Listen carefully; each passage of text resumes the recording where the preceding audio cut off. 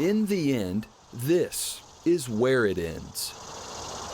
It is a place we avoid as much as we can, for as long as we can, until we can't. It's where people can rest in peace and their families can visit. But 3 of Louisville's cemeteries have been avoided for too long. Dead or alive, property should not be like this. For the more than 100,000 people buried at these cemeteries beneath sunken graves and weeds, that's him. Their final resting place, that's my brother, has not been restful. The twins are here, my father's over here. At Chardine Cemetery, this is all uncalled for. And I know there's probably more families that want to come in here, and take care of theirs, but how can you do it? At Eastern Cemetery. What makes you sick is when you see all the others with huge limbs around them and 6-foot tall grass and stuff. Every monument should be, and every grave should have the same care. And at Greenwood Cemetery. The city takes care of other cemeteries. They take care of other cemeteries that have been closed.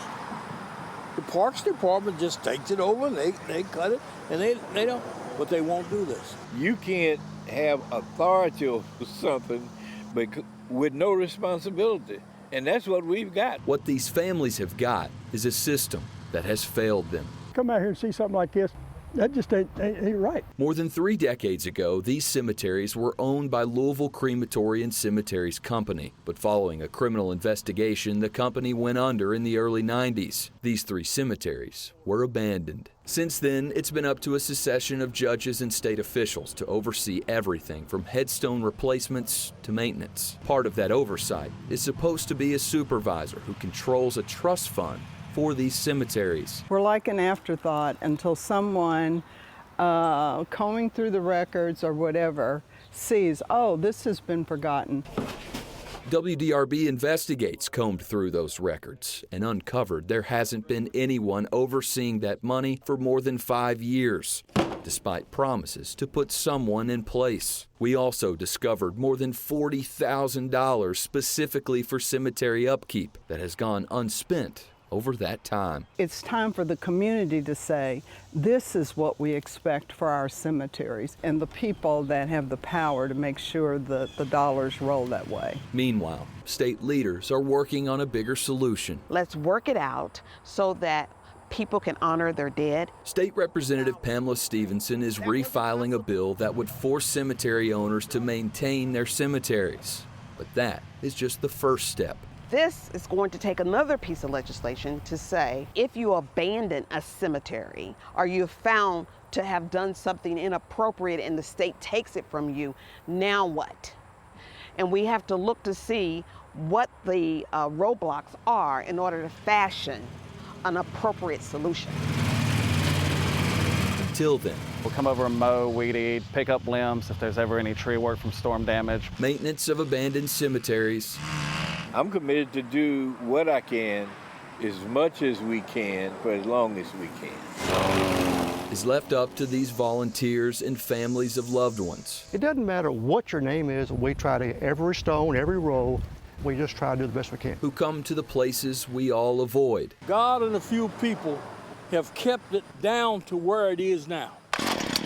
To do what no one else will. It's good to have people come in and do what they have done, but it's going to take a lot more. With photojournalist Emily Evans, Dalton Godbey, WDRB News. A congregation of strangers convened in an empty field. Love being here in Seymour and the hospitality of the Seymour people, where you can see more of the eclipse in totality. With nothing but blue skies ahead. Just like a once-in-a-lifetime deal, it's really cool. They hurried to lawn chairs and blankets to sit and wait for a once-in-a-lifetime moment. Oh, yeah. What an awesome day for the eclipse. Pretty special. Families, friends. Are we having a moment right now? Colleagues. That a huge chunk of the sun is covered, and now we're starting to feel that temperature drop. The one thing all these strangers have in common is that they're here to see the great American eclipse.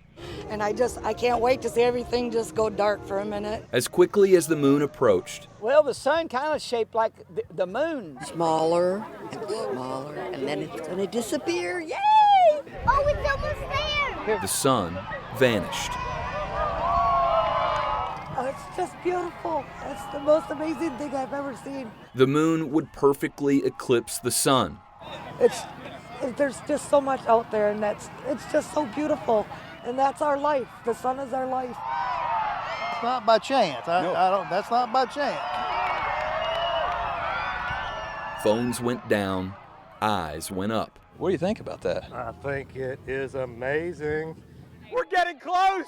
Moments of today became memories for tomorrow. Unbelievable, you could see the corona.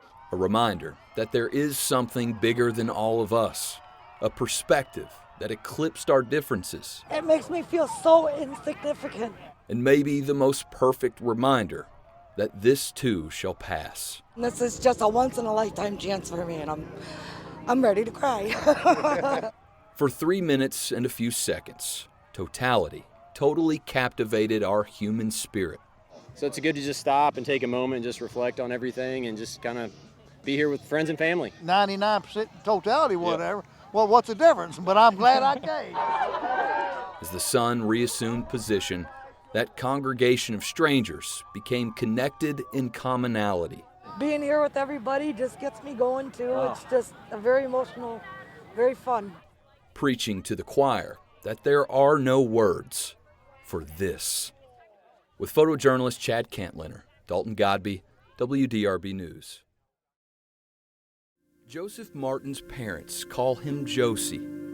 I love that picture. I took the picture. And Josie, they say, was a people person to his core. He wanted to be surrounded by people that loved him. He wanted that warmth. But in the final moments of his life, he was more alone that night than at any other time of his life. I'm not even resisting y'all at all. I'm not resisting. Put your hands behind your back. Joseph Martin was tased, shoved into the dirt. Help! Put your hands behind your back! Help!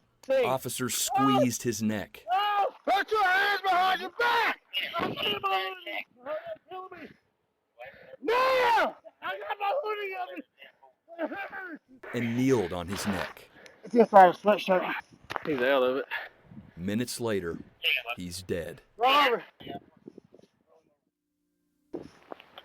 Hey, bud. Come on. Raise up. Wake up. Wake up.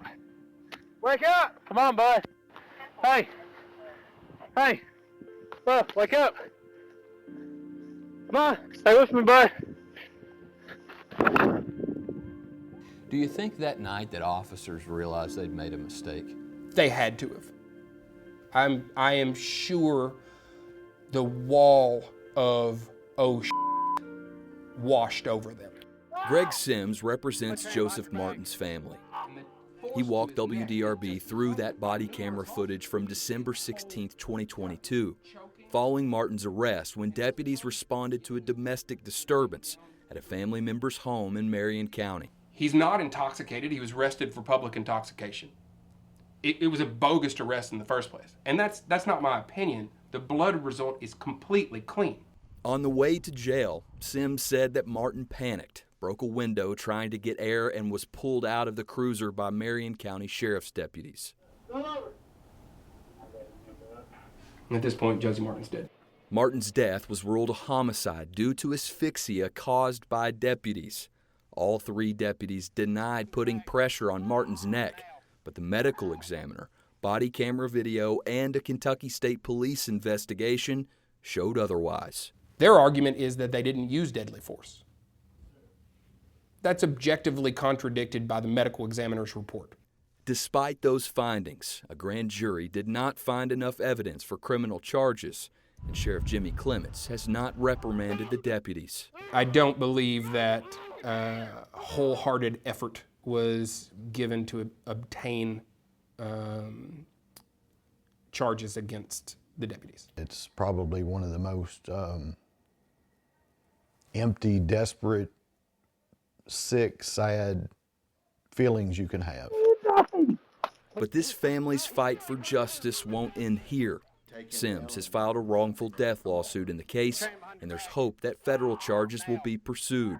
The United States Attorney's Office very well may still be able to bring charges against them for the civil rights violations. Do you believe that these deputies intentionally killed this man? I don't think they wanted him dead, but you cannot kneel on somebody's neck. It's the use of deadly force, and we all know that. We all know that.